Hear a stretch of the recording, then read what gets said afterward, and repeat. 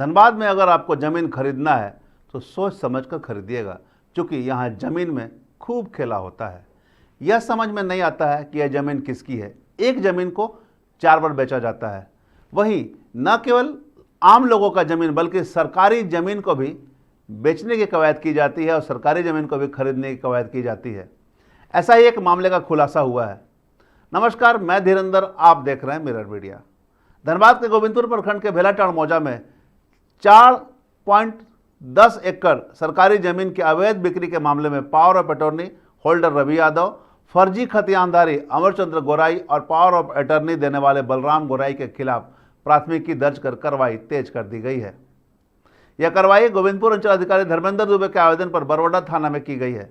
आरोप है कि इन व्यक्तियों ने बेईमानी से संपत्ति का उपयोग किया, धोखाधड़ी से संपत्ति का वितरण किया और जानबूझकर दस्तावेजों में जालसाजी की। अंचलाधिकारी की शिकायत के अनुसार भेलाटांड़ मौजा की सरकारी जमीन को फर्जी तरीके से नया खाता संख्या 273 और प्लॉट संख्या 220 में दर्ज किया गया। रवि ने 38 निबंधित विक्रय पत्रों के माध्यम से भूमि की बिक्री की। प्रभारी पदाधिकारी बंदोबस्त कार्यालय धनबाद से खाता और प्लॉट के संबंध में जांच रिपोर्ट मांगी गई थी, जिसमें अवैध खरीद बिक्री के मामले में आरोपितों का नाम शामिल किया गया। इसके साथ ही इस सरकारी जमीन की अवैध बिक्री की जांच सदर अनुमंडल पदाधिकारी ने की थी। एनआईसी से जांच कराने पर झार भूमि पोर्टल पर गलत जानकारी दर्ज करने वाले अधिकारियों और कर्मचारियों की पहचान की जा सकेगी।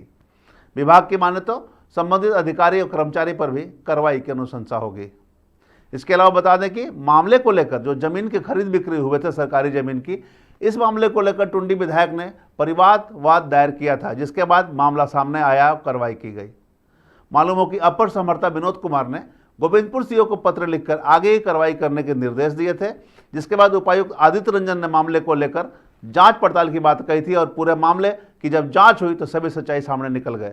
जब पूरे मामले पर उपायुक्त आदित्य रंजन से बात की गई तो उन्होंने कहा कि सरकारी जमीन की अवैध बिक्री करने की बात सामने आई है, इसमें जो भी लोग शामिल हैं उनको छोड़ा नहीं जाएगा। जांच करके सभी के खिलाफ कार्रवाई की जाएगी, फिर चाहे वह कोई व्यक्ति या फिर कोई अधिकारी या कोई कर्मी ही क्यों न हो। उन्होंने आगे लोगों से अपील करते हुए कहा कि जमीन की खरीद बिक्री बहुत ही सोच समझ कर करें और जांच करने के बाद ही करें, नहीं तो नुकसान उठाना पड़ सकता है। बहरहाल 4 एकड़ जमीन के फर्जीवाड़ा का खुलासा तो हो गया है, लेकिन धनबाद में कई ऐसे जमीन हैं जिन्हें एक जमीन से 2 जमीन, 2 जमीन से 3 जमीन, कई ऐसे डीड बनाए जा रहे हैं। एक ही जमीन के 5 डीड बन जा रहे हैं। कभी किसी का नाम, कभी किसी का नाम, कभी किसी का नाम अंकित किया जा रहा है। कहीं ना कहीं इसमें अधिकारियों की भी मिलीभगत है। बिना अधिकारियों की मिलीभगत के जमीन की खरीद बिक्री नहीं हो सकती। अब भूमाफिया सरकारी जमीन की भी खरीद बिक्री करने लगे हैं। इसमें अधिकारियों की मिलीभगत के बिना सरकारी जमीन की खरीद बिक्री नहीं हो सकती। साथ ही जो जमीन का कागजातों में फेरबदल होते हैं, जो फर्जी डीड बनाए जाते हैं, उसमें भी अधिकारियों की मिलीभगत से इनकार नहीं किया जा सकता। इस पूरे कोकस में कौन कौन लोग शामिल हैं उन्हें चिन्हित कर उन पर कार्रवाई करने की जरूरत है, तभी जमीनों की अवैध खरीद बिक्री और फर्जी कागजात के जरिए बना रहे डीड का उद्भेदन हो सकेगा और जितने भी नेक्सस इसमें काम कर रहे हैं सबों के पर शिकंजा कसा जा सकेगा। क्योंकि कहीं ना कहीं इसमें अंचल से जुड़े अधिकारी और कर्मी भी शामिल हैं। उन्हीं के पास सभी जानकारियां होती है और उन्हीं के जानकारियों से जो जमीन खरीदने वाले माफिया होते हैं, भूमाफिया होते हैं, वो मिली भगत कर कागजात तैयार करते हैं और फिर जमीनों की खरीद बिक्री का खेल शुरू होता है।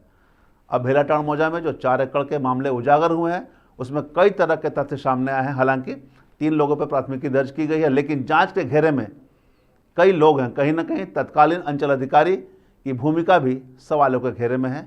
अब क्या कुछ रिपोर्ट आता है जांच होकर और किस प्रकार की जांच होती है, क्या कुछ कार्रवाई होती है, साथ ही आगे आम लोग ठगी के शिकार न बने, उनको ठगी करके ज़मीन ना बेचा जाए या फिर जो ज़मीन की बिक्री हो रही है वो सही हो, इस पर कितना जिला प्रशासन कार्य करके धरातल पर अमल लाता है यह देखना होगा।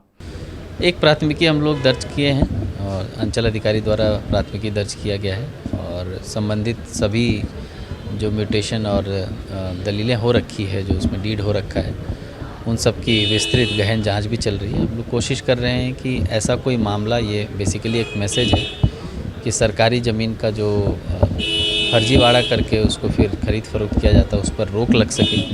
क्योंकि आप भी जानते हैं राज्य सरकार की बड़ी बड़ी योजनाएं, भारत सरकार की बड़ी बड़ी योजना, उसके लिए ज़िले में ज़मीन नहीं मिल रही है, जबकि जीएम लैंड अवेलेबल है, पर या तो वो कब्जे में है या उसका गलत पेपर बन गया है।